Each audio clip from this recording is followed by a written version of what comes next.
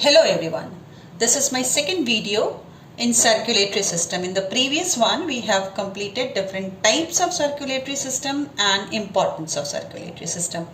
In this video I am going to explain you about RBC, but before that going to start with the blood. Blood, it flows into arteries, veins and capillaries, and again termed as fluid connective tissue. Fluid connective tissue, ये fluid connective tissue के नाम से जाना जाता है. Definition of connective tissue is that there must be a matrix. तो हमारे पास blood में जो मैट्रिक्स है उसको हम वर्ड यूज करते हैं plasma. Plasma is the fluid one. ये फ्लूइड है तो यहाँ हम लिख लेते हैं फ्लूइड. अब इस प्लाज्मा के कौन कौन से काम है. पहली बात तो ये कि प्लाज्मा के पास खूब सारे अमाउंट में वाटर है.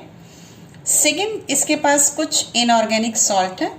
कौन कौन से इनऑर्गेनिक सॉल्ट हो सकते हैं, जैसे आपके इसमें सोडियम क्लोराइड है, सोडियम बाइकार्बोनेट है, NaHCO3, ऐसे करके इसके पास बहुत सारे इनऑर्गेनिक सॉल्ट है. साथ ही साथ इसके पास ऑर्गेनिक कंपाउंड्स हैं. ऑर्गेनिक कंपाउंड्स यानी जो आपने फूड खाया है, ये हो गए हमारे ऑर्गेनिक कंपाउंड्स. यानी जितना भी फूड कंपोनेंट डाइजेस्ट होने के बाद सर्कुलेट होने के लिए आता है, दूसरे टिश्यूज में जाता है, वो प्लाज्मा के पास ही होता है. यानी हम यहाँ लिख सकते हैं एमिनो एसिड, और ये हो गया. उसके बाद फैट के दोनों कंपोनेंट यानी फैटी एसिड भी इसमें होगा, प्लस ग्लिसरॉल भी होगा. दूसरा, जो भी हार्मोन ट्रेवल करता है वो हार्मोन भी प्लाज्मा के थ्रू ही ट्रेवल करेगा. जितना एक्सक्रीटरी प्रोडक्ट ट्रेवल करता है वो भी प्लाज्मा के थ्रू ही ट्रेवल करेगा. तो ये जो प्लाज्मा है इसके कंपोजिशन में हमें इतने सारे चीज़ों के इन जनरल कंपोनेंट ध्यान में रखने. कुछ ब्लड प्रोटीन्स भी होती हैं. वो ब्लड प्रोटीन्स जो हैं वो भी प्लाज्मा में ही प्रेजेंट है. ये ब्लड प्रोटीन्स में जो बहुत फेमलायर जो पूछा जाता है, जैसे फॉर एग्जांपल फाइब्रिनोजन. ये फाइब्रिनोजन ब्लड को कोagulation में हेल्प करता है. तो इतने सारे कंपोनेंट से मिलकर के हमारा प्लाज्मा जो फ्लूइड पार्ट है ब्लड का वो प्रेजेंट है. अब इसी प्लाज्मा में 3 डिफरेंट तरीके के सेल्स डिजॉल्व हैं. डिजॉल्व क्या है, मतलब प्रेजेंट है, जैसे आरबीसी, डब्ल्यूबीसी और प्लेटलेट्स. आज के इस वीडियो में मैं बेसिकली आपको आरबीसी का स्ट्रक्चर समझाऊंगी. तो यहाँ आप ऑब्जर्व कर रहे हैं कि एक सर्कुलर पार्ट ऐसे दिखाया है लेकिन उसमें न्यूक्लियस नहीं है. तो आरबीसी का स्ट्रक्चर जानने के लिए सबसे पहले एक वर्ड हम यूज करते हैं, that is termed as enucleated. Enucleated term ध्यान से देखेंगे. इन्यूक्लिएटेड का मीनिंग क्या होता है, अभी आरबीसी जब पढ़ेंगे तो इन्यूक्लिएटेड की बात करेंगे. अगला डब्ल्यूबीसी. डब्ल्यूबीसी में साफ साफ दिख रहा है कि न्यूक्लियस यहाँ प्रेजेंट है.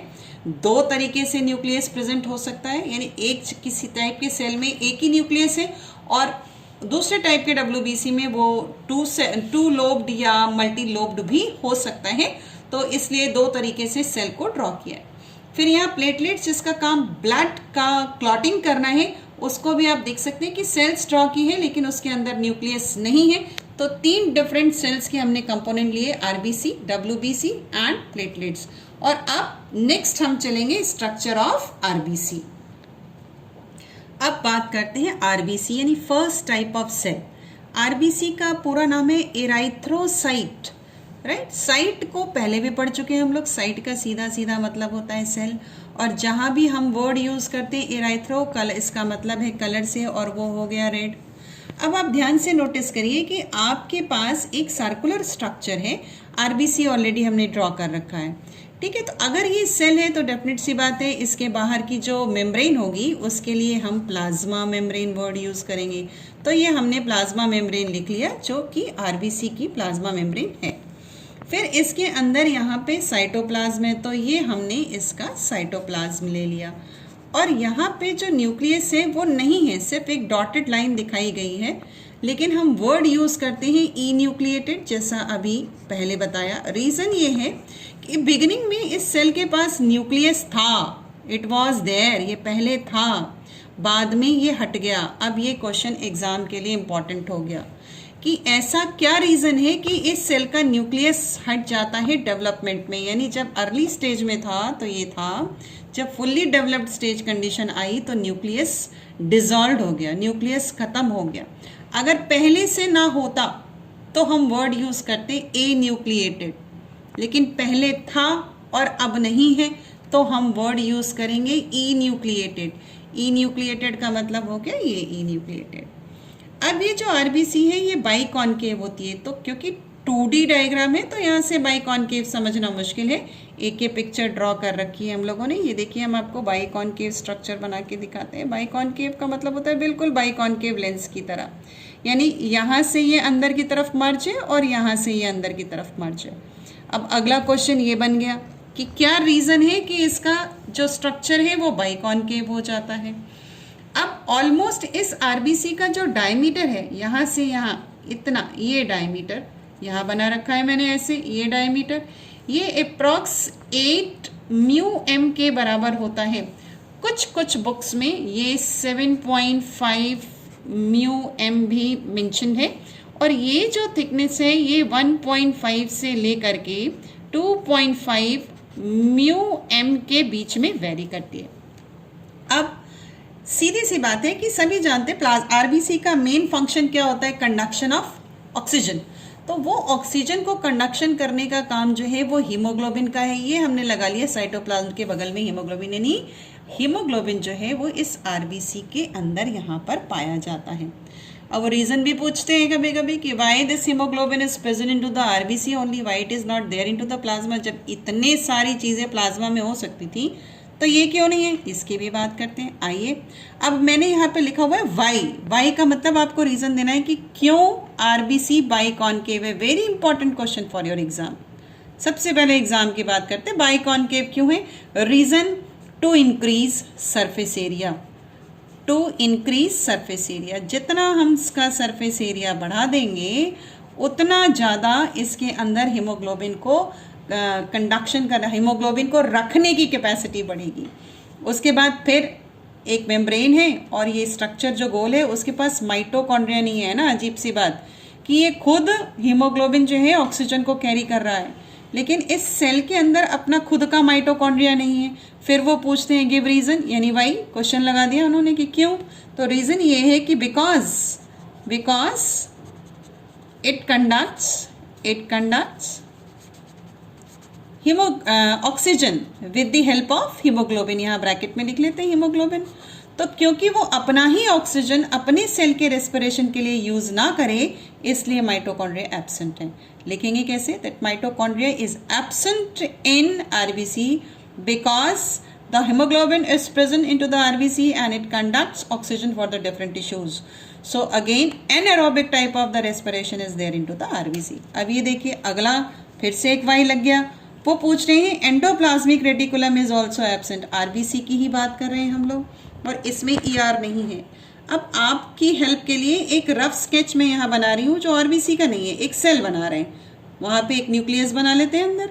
तो अगर हम एंडोप्लाज्मिक रेटिकुलम बनाएं तो ध्यान से देखेंगे, देखिए ऐसे बनता है एंडोप्लाज्मिक रेटिकुलम।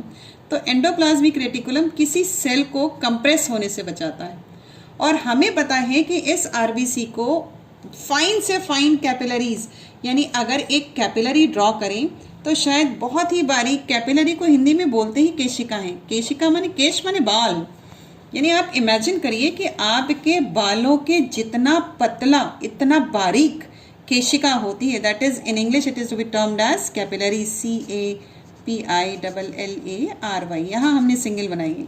अब हमें आरबीसी को इसके अंदर से फ्लोट कराना है, यहाँ ऐसे फ्लोट कराना है। तो अगर कोई सेल कंप्रेस नहीं होगी तो फ्लोट कैसे करेगी, इसलिए उन्होंने ER को एब्सेंट कर दिया। अब वो पूछ रहे हैं give reason why endoplasmic reticulum is absent.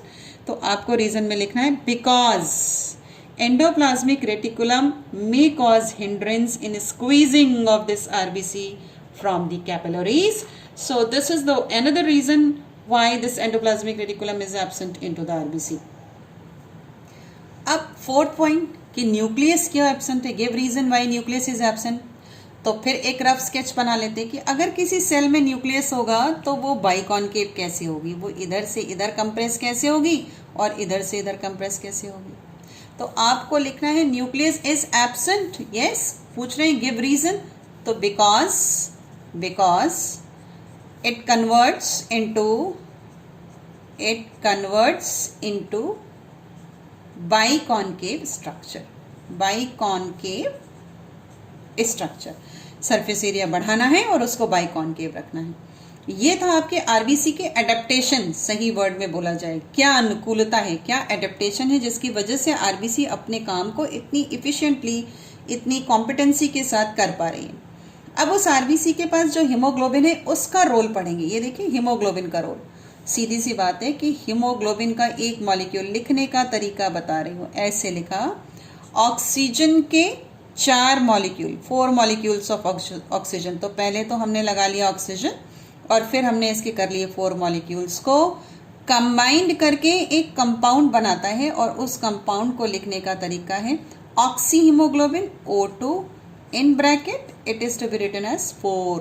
अब इसके लिए हम वर्ड यूज करेंगे ऑक्सी हीमोग्लोबिन बनाता है जो कि अनस्टेबल कंपाउंड है, टेम्परेरी कंपाउंड है और ये टिश्यूज में जाके टिश्यूज को ऑक्सीजन देता है.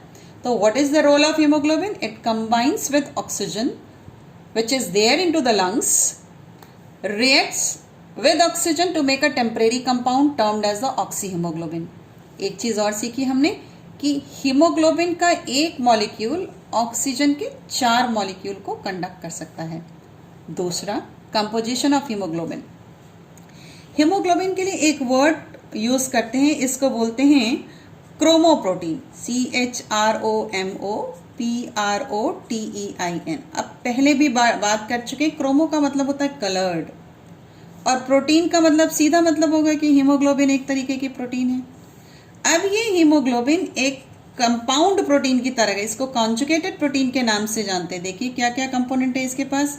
एक कंपोनेंट है HAEM. कुछ बुक्स में ये HEME ऐसे भी लिखा है. सही वर्ड हो गया haem. This is actually the iron one. और दूसरा हमारे पास हो गया globin. What is this globin? ये हो गया हमारा प्रोटीन. यानी कुल मिलाकर के जो हीमोग्लोबिन है एक ऐसा कॉन्जुगेटेड प्रोटीन है जिसके पास एक एलिमेंट लगा हुआ है जिसको हम बोलते हैं आयरन और इसकी वजह से इसका कलर रेड है और इसलिए हम इसको क्रोमोप्रोटीन के नाम से जानते हैं. एक अगला नया वर्ड और उस नए वर्ड का नाम एराइथ्रोपोएसिस. ये वर्ड आपकी एग्जाम में आएगा और आपको डिफाइन करना होगा. या कभी कभी क्या होता है कि सेंटेंस लिखा होता है और उसके आगे लिखा रहता है गिव टेक्निकल टर्म. तो इसे हम डिफाइन कर लेते हैं. एराइथ्रो का मतलब हो गया आरबीसी और पोएसिस का मतलब होता है टू मेक न्यू. तो अगर सही वर्ड में डेफिनेशन लिखें तो हम लिखेंगे मेकिंग ऑफ आरबीसी. अब हम इन्हें कहाँ बना रहे हैं? अगर एम्ब्रियो है, एम्ब्रियो की कंडीशन में, ह्यूमन एम्ब्रियो की बात करें यहाँ पे, एम्ब्रियो की कंडीशन में इसको बनाने का काम करते हैं स्प्लीन एंड लिवर. और मैच्योर कंडीशन में यानी आफ्टर बर्थ लिख लेते हैं मैच्योर कंडीशन यानी after birth we can use this term. It is there, the formation is there into bone marrow. अगला देखेंगे लाइफ स्पान ऑफ आरबीसी. यानी एक आरबीसी बनने के बाद, ऑलमोस्ट जितनी भी आरबीसीज हैं उनके बनने के बाद उनकी औसतन लाइफ स्पान कितना होता है, उसका जीवन काल कितना होता है. तो दिस इज 120 डेज. ये भी काउंसिल का एक बहुत ही इंपॉर्टेंट क्वेश्चन है कि life span of RBC is 120 days. अब एक नया वर्ड फिर हीमोलिसिस. वर्ड को तोड़ने का काम किया जाए. हीमो का मतलब फिर वही हो गया हीमोग्लोबिन. लिसिस का मतलब होता है टू किल. अब हम तो यहाँ जान से किसी भी तरीके से आरबीसी को मारेंगे नहीं, पर अपनी पूरी जिंदगी जीने के बाद जो आरबीसी डैमेज हो रही हैं वो कहाँ जा रही हैं? So that is breaking of RBC और breakdown of the RBC is to be termed as haemolysis. आई ऑर्गन का नाम जान लेते हैं. तो basically you will write spleen. तो आपको लिखना है that is breaking down of the और द वॉर्न आउट आरबीसी जो डैमेज हो चुकी हैं, जो अपनी जिंदगी जी चुकी हैं, उनकी ब्रेकिंग डाउन जिस ऑर्गन में होती है दैट इज स्प्लीन. और अगर डिफाइन करने के लिए आए तो this is worn cells of the RBC और the damaged RBC are to be broken down into their component that is known as haemolysis. एक और word that is poly, poly माने सो मेनी, खूब सारे। साइथीमिया यानी जब आरबीसी का number ज़्यादा हो जाए, that is more in number, more in number. किसकी बात कर रहे हैं यहाँ पर हम? पूरा का पूरा आज का वीडियो आरबीसी को दे रखा है मैंने, तो आरबीसी को दे दिया। जब मैंने आरबीसी एक फिक्स्ड अमाउंट, एक फिक्स्ड नंबर है आरबीसी का ब्लड में, अगर वो बढ़ जाए तो हम उसको कहते हैं polycythaemia. Not a good sign, it is a type of disease, but you just know that increased number of RBC into the human blood, that is known as polycythemia. Next आइए, last word erythropoiesia. This erythropoiesia means shortage, just इसका opposite, जो ऊपर पढ़ा था उसका ठीक उल्टा, यानी हम क्या करेंगे? that is shortage. फिक्स है इसका number, shortage of RBCs in human blood, in human blood, जबकि हमें पता है कि इसका नंबर फिक्स है, तो वो फिक्स्ड नंबर से जितना होना चाहिए उससे कम हो जाए तब हम इसके लिए वर्ड यूज करते हैं erythropenia. So erythropenia is the next word. So thank you.